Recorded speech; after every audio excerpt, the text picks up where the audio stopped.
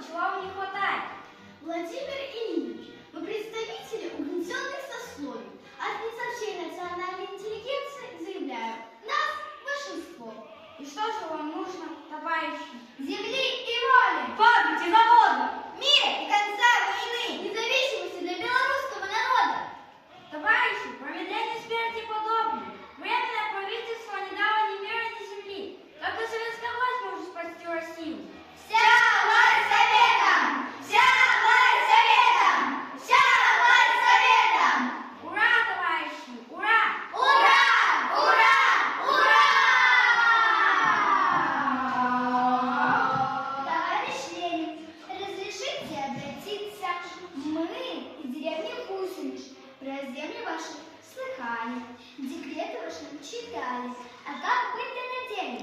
У помещика Есенского мы пахали, у церкви в Новом Косяке тоже участок был хороший.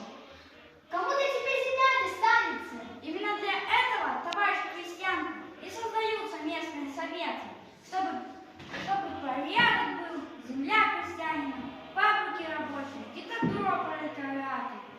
Порядок это правильно. А вы, барин, то есть товарищ, своего имения не жалко-то?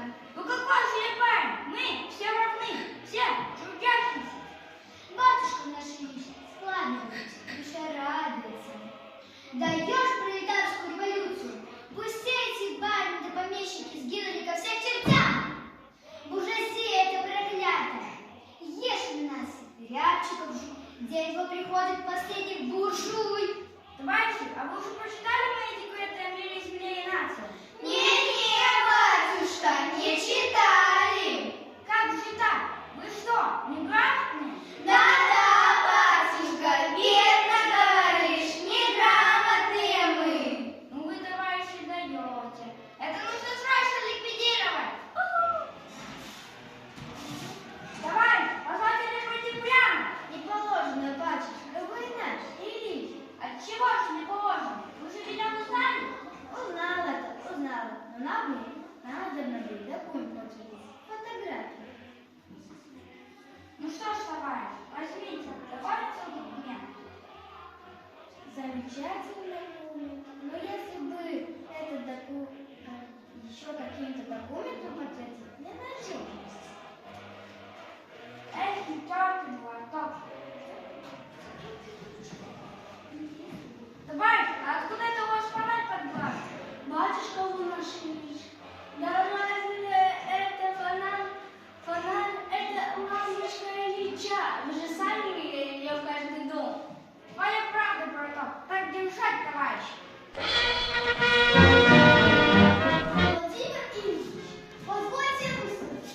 Ваши люди разбивают памятники, сжигают книги в помещичьих садах. Это вандализм. Вы грозите уничтожить всю культуру, что создавалась веками. Вы не правы. Та культура, о которой вы говорите, это культура для барина, устроена на костях того же народа. Мы же откроем дворцы и музеи для всех, а вместо стоянок и лесов поставим рабочего и крестьянина, солдата и интеллигента, и создадим новую социалистическую культуру для всех, а не для избранных. Боюсь, на разбитых камнях ничего нового не построишь. А вот вы, молодые, помогите нам строить. Ваши знания нужны новой народной школе. Учиться! Учиться! И еще раз учиться! Ура! Ура! Ура! Нужно было знать всех членов Политбюро. Нужно было знать устав комсомольской организации. Нужно было иметь рекомендацию от коммуниста, который тебя рекомендовал комсомол.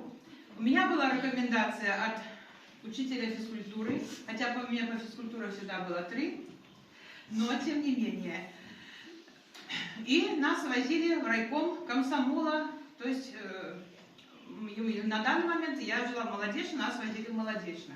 Там был очень такой серьезный экзамен, мы вступали. Ну и так, в 14 лет я стала комсомолкой.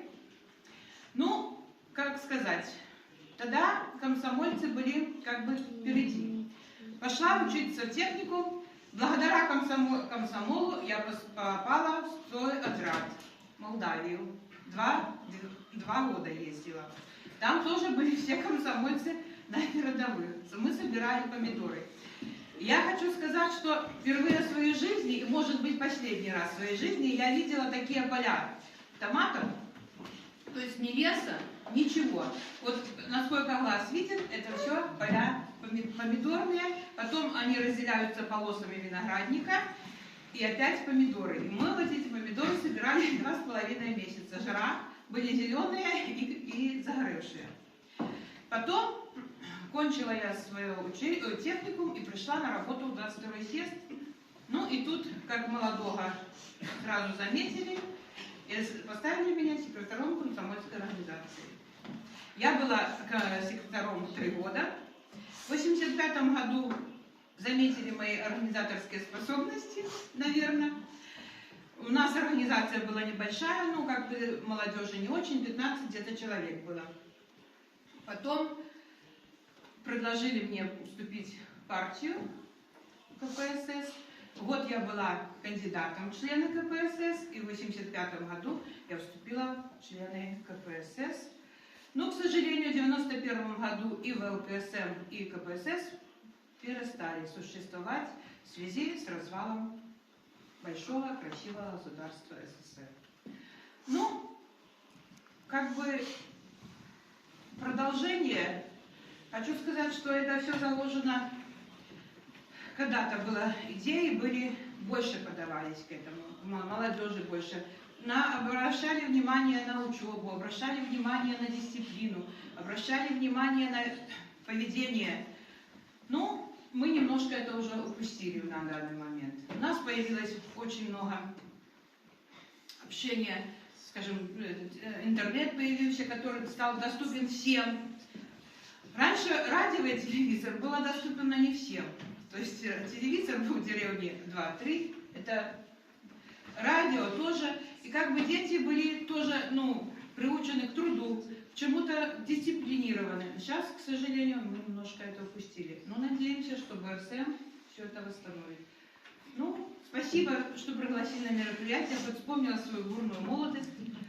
Всем спасибо.